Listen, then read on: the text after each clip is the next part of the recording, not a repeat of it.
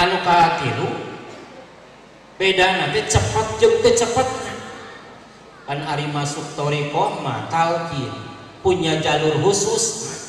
mun dina kendaraan mah kareta ai kareta mah boga jalan khusus motor hayang milu kana jalan kareta wayahna dikait tu kareta boro-boro motor beca setung ge ditabrak ngahalangan kareta. Nah jalur khusus sendiri ari di jalan umum mah aya truk we dua ngantri geus lambat perjalanan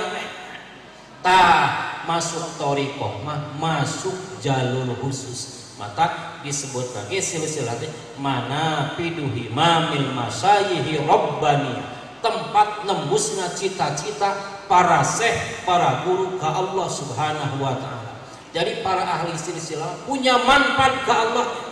jalan khusus, jendela khusus.